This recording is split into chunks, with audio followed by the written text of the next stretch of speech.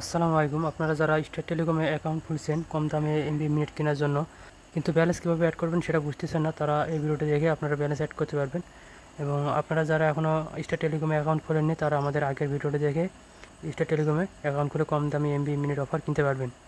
Balance add করার জন্য প্রথমে আমাকে ঢুকতে হবে অটো ব্যালেন্সে। অটো এয়ার ব্যালেন্সে ক্লিক করার পর এখানে কিছু নাম্বার দেখতে পাবেন।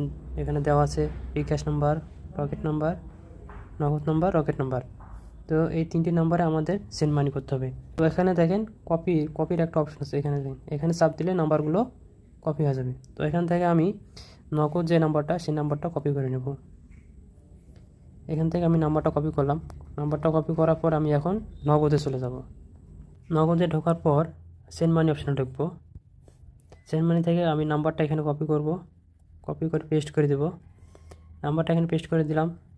সাপোজ আমি এখানে 500 টাকা অ্যাড করব, 500 টাকা দিলাম, দিয়ে নেক্সটে চাপ দিলাম। দেওয়ার পর এখানে একটা অপশন দেখতে পাবেন রেফারেন্স। এই রেফারেন্সের জায়গায় একটি কাজ করতে হবে। আপনি আপনার স্টার টেলিকম অ্যাপসটি যে নাম্বার দিয়ে খুলছেন, অর্থাৎ এখানে দেখেন আমার স্টার টেলিকম অ্যাপসটি এই নাম্বারে খোলা আছে, এই নাম্বারটি ওই রেফারেন্সের জায়গায় বসাইতে হবে। তো এই নাম্বারটি আমি রেফারেন্সে বসাই দেব। তো আমি আমার নাম্বারটি রেফারেন্সের জায়গায় বসিয়ে দিলাম যে নাম্বার দিয়ে স্টার টেলিকম অ্যাপসটি খোলা ছিল। এরপর আমি পিন দেব, পিন দিলাম। পিন দেওয়ার পর এখন নেক্সটে চাপ দেব, দিয়ে সেন্ড মানি করে দেব। টাকাটা সেন্ড মানি করার সাথে সাথে ব্যালেন্সে যোগ হয়ে যাবে। তো আমার সেন্ড মানি হয়ে গেছে। এখন যদি আমি আমার ব্যালেন্সটা চেক করি তাহলে দেখব 152 টাকা, অর্থাৎ আমার অ্যাকাউন্ট চার্জ 348 টাকা কেটে নিয়ে বাকি টাকাটা এখানে যোগ হয়ে গেছে। আর ওই অ্যাকাউন্ট চার্জটি একবারই কাটা হয়, এরপর থেকে আপনার আর কোনো অ্যাকাউন্ট চার্জ কাটা হবে না। তো আপনি আরেকটা নিয়মে ব্যালেন্সটা অ্যাড করে নিতে পারেন। আপনি যদি রেফারেন্সে নাম্বারটা দিতে ভুলে যান, সেন্ড মানি করার পর এখানে দেখেন আমি এখানে 500 টাকা সেন্ড মানি করছি। তো 500 টাকা সেন্ড মানি করার পর এখানে দেখেন একটা ট্রানজ্যাকশন আইডি দেওয়া আছে। এই ট্রানজ্যাকশন আইডিটা আমাকে কপি করতে হবে। তো আমি এটা এখান থেকে কপি করে নিব। ট্রানজ্যাকশন আইডিটা কপি করার পর আমাকে আবার অটো ব্যালেন্সে ঢুকতে হবে। অটো ব্যালেন্সে ঢোকার পর তো এখানে ক্লিক করার পর দেখবেন তিনটা অপশন দেওয়া আছে।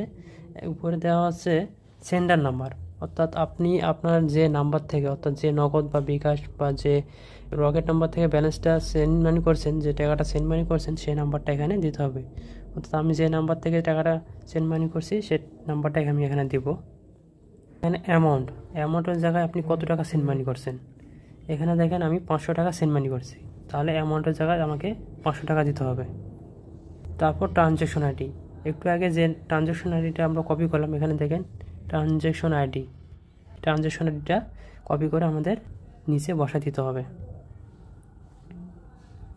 তো ট্রানজ্যাকশন আইডিটা আমি এখানে কপি করে এখানে বসাই দিব, এখানে বসাই দিলাম। দিয়ে এরপর স্লাইডটা বাম থেকে ডানের দিকে টেনে নিয়ে গেলে আমার ব্যালেন্সটার সাথে সাথে ব্যালেন্স অ্যাড হয়ে যাবে।